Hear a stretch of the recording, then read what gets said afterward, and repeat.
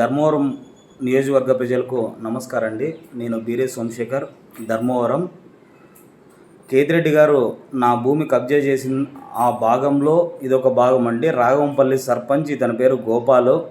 Voice వినండి దయచేసి.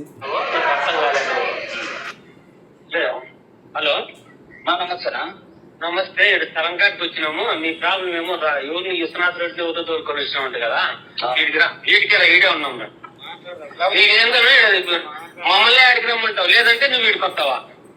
ధర్మవరంకి వచ్చినాక ఫోన్ చేస్తాను. ఇప్పుడు అనంతపురం పోతున్నాను పనిగా. నేను మనసనంగా నీకు మర్యాదగా చెప్తానన్న. నువ్వు అనంతపురం రమ్మనే వస్తా, పులిందరికి రమ్మనే వస్తాము, జగనంతరికి రమ్మనే వస్తాము. మేము కూడా వాళ్ళమే. నువ్వు చూద్దా చెప్తానా? నువ్వు ఏదన్నా ఉంటే ఇడికొచ్చి అవసరం నీకే. నీకు నేను మొన్నే చెప్పినా, నీకేం చెప్పినా?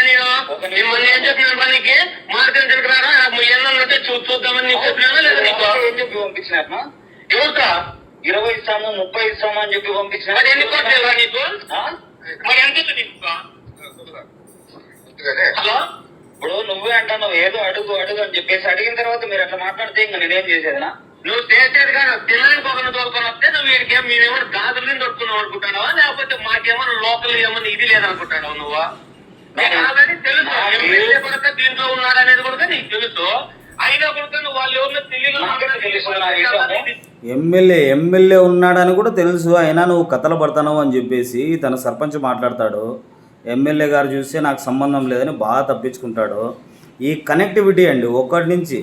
ఇప్పుడు ఎమ్మెల్యే గారు, సర్పంచ్ మారుతి గారు, వాళ్ళ దగ్గర ఒక ఆయన ఉంటాడు వేణు గారు, ఆయన బిల్లే శివయ్య, ఫక్రుద్దీను, ఆయన అందరివి కనెక్టివిటీ ఉన్నాయండి దీంట్లో. ఆయన తప్పించుకునే అవకాశమే లేదు. నేను నిరూపించడానికి సిద్ధంగా ఉన్నాను.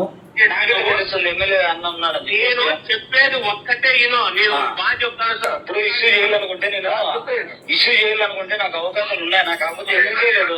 ఇప్పుడు నాకు ఆకలి అవుతుంది కాబట్టి నేను అడుక్కుంటున్నా. ఎవరో చూసే పుస్తకాలు ఎవరు లెక్కిస్తే ఎక్కించుకున్నామని నేను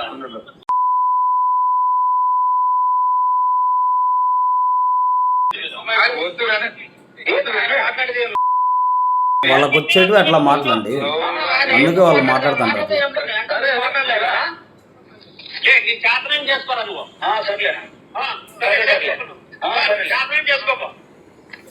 నాకు ఇదే చేత అవుతుంది.